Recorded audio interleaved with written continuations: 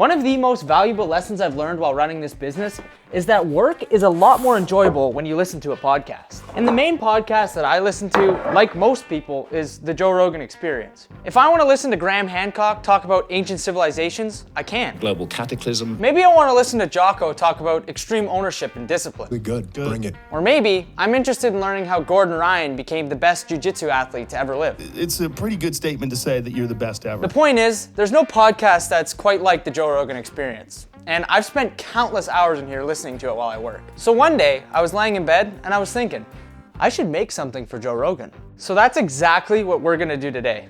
We're gonna make a custom epoxy charcuterie board for Joe Rogan. So what I have here is a little compilation of some of my favorite podcasts that I've listened to while working in the garage. So the plan is, we're gonna inlay this image inside some black walnut and make a pretty cool serving tray.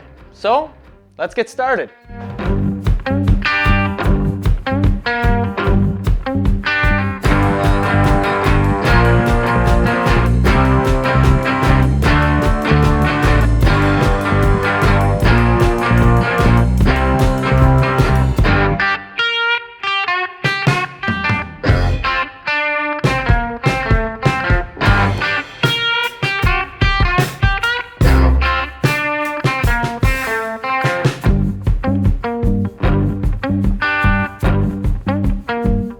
Now that our board is cut to length, we're gonna take it here to the bandsaw. Now at the bandsaw, I'm gonna take off the live edge bark, and then I'm gonna rip it down to some 3 1/4 strips.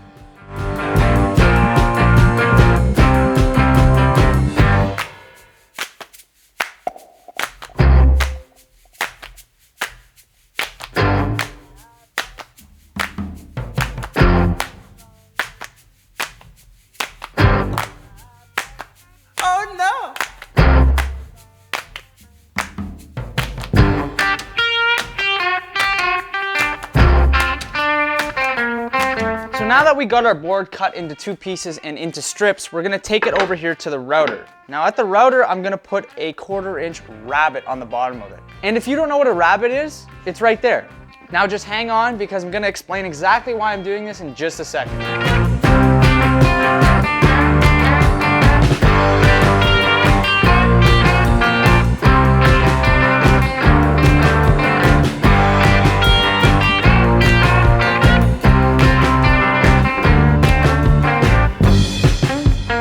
So as you can see, this image sits underneath the wood a little bit now. This mold is 12 inches wide, and this image is 6 inches wide. With these strips at 3 1/4 with this 1/4 inch rabbet on the bottom, now this image is able to sit underneath the wood, and these boards can maintain their live edge look.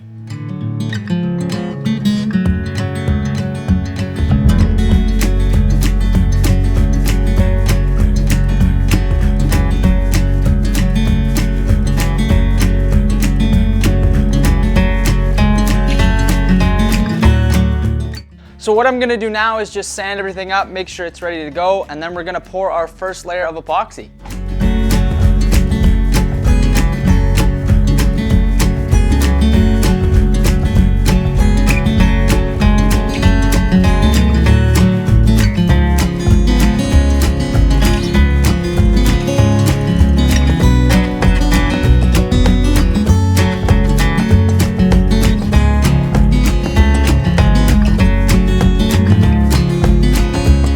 We're gonna make an epoxy sandwich here.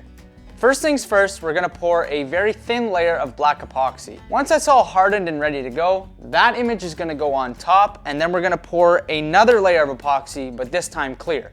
Mixing epoxy can be a little intimidating, but if you get yourself one of these mixing cups here, it's pretty simple. So if I'm mixing a 2-to-1 epoxy, I'm just gonna look here on my chart, I'm gonna pour 2 parts resin and 1 part hardener, and then that's my ratio.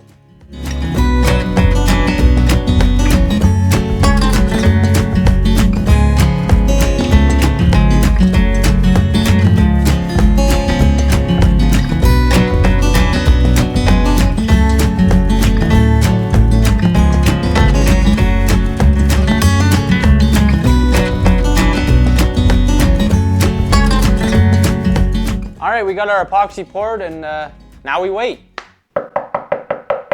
All right, I'm back. It's been about 4 days. I went turkey hunting, and this thing is fully cured. Now it's time to put that image in and put some clear epoxy over top, and then we're pretty much halfway there. So So I'm just gonna take this thing out of the mold.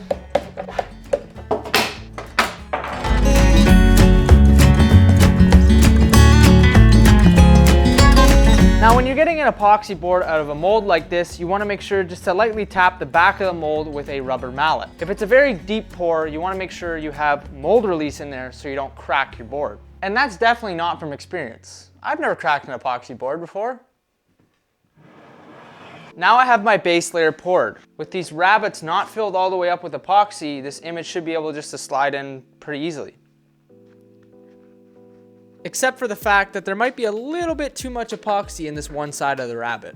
So what we're gonna do is just trim the image down. Sorry about that, John. Please don't strangle me. So what we're gonna do is prep this board for the next pour. We're gonna sand off all this extra epoxy here on the sides because you're gonna see that. And we're just gonna scuff up the bottom because the epoxy can get a better bond. Even though it's covered by this image, it's still a good habit. All right, so we're at the point where we can finally inset this image into the wood for good. So this thing has some double-sided tape on it. We're just going to take that off, slide it in, press it down, and pour some epoxy over top. Come on. Okay. Pretty much ready to rock here.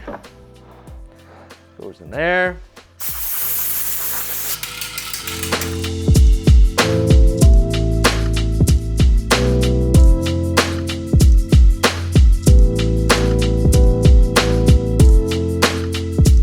So here I have my mold and everything's all set up, clamped down, and I want to make sure it's level before I pour. And of course, if your mold's not level, more epoxy is going to go to one side and I could end up wasting more than I need to use. I'm going to use some sandpaper discs as shims for the bottom, and we're going to get this thing level and pour some epoxy.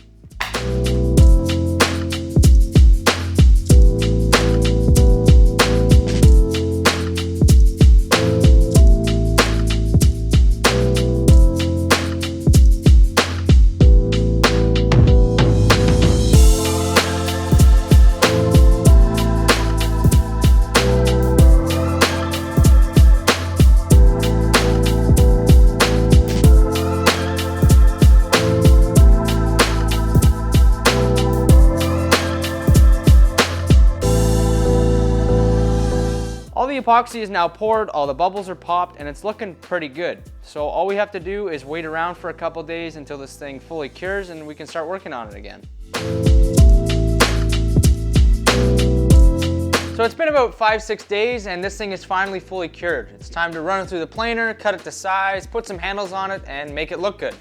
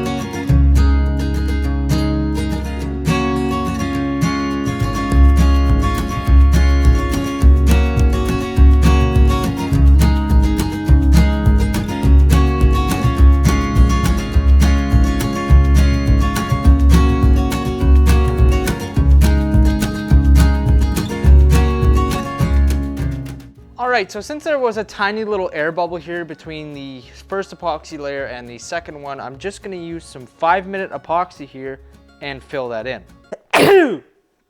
Excuse me. All I'm doing here is just a tiny, tiny light layer of 5-minute epoxy. This stuff works well because it sets in 5 minutes, just like the name says. But I'm going to let this set longer than 5 minutes because I have to go help my dad leaf blow the yard. So I've got a lot of things on the go right now because when I was away at school, that's what I did. I designed a whole bunch of things to build over the summer so I can make YouTube videos out of them. Because my end goal is hopefully YouTube can be my main source of income and I can spend my time making things that I want to make and cool things for YouTube. That's the dream job. So if you enjoyed this video and you want to help me out, maybe consider subscribing.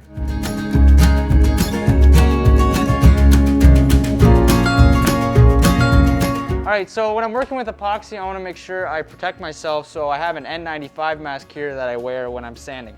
What I'm going to do is sand this board from probably 150 all the way up to 3000 grit with wet sanding in between, and that should give us a pretty clear finish.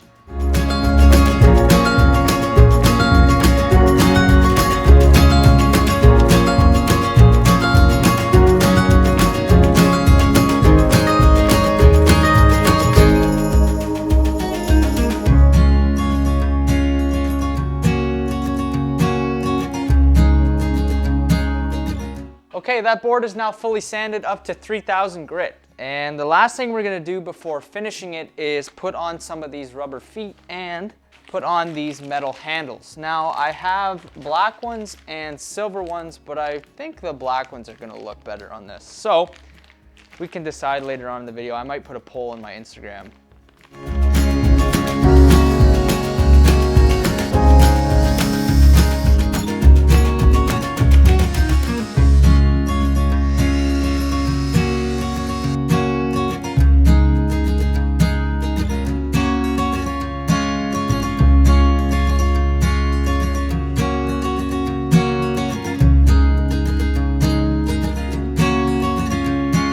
Okay, so I was gonna leave the epoxy on the bottom, just the black dye, and not really worry about it because you don't really see the bottom. I was putting these feet on and I was thinking about it. I'm just gonna sand it off on the wood there so it looks a lot nicer and cleaner. So I know I just put these feet on, but I'm gonna take them off and then sand and then put them back on.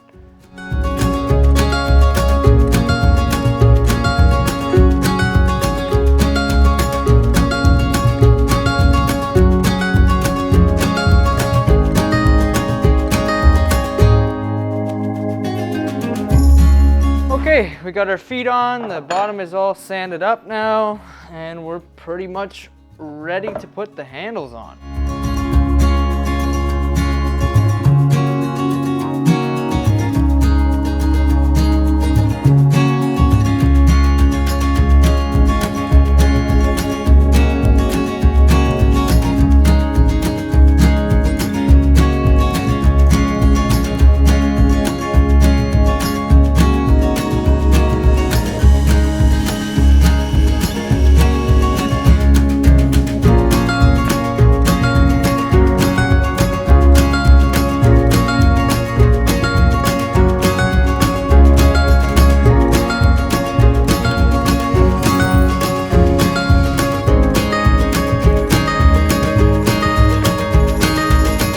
It's about that time.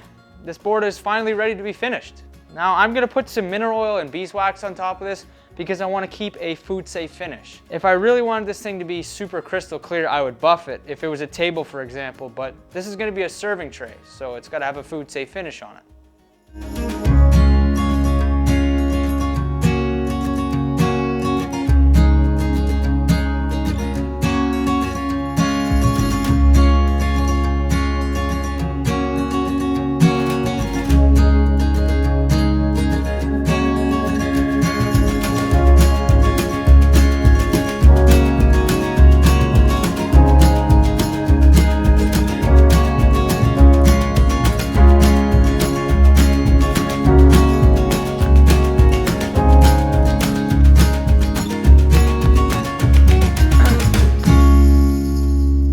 Have it. The board's all done. Now all I have to do is figure out how to send it to him.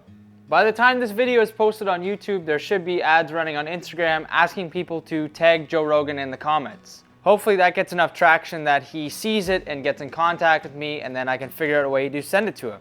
If you enjoyed this video and you think I deserve it and you want to see some other cool things built in the future, consider subscribing. Thanks for watching.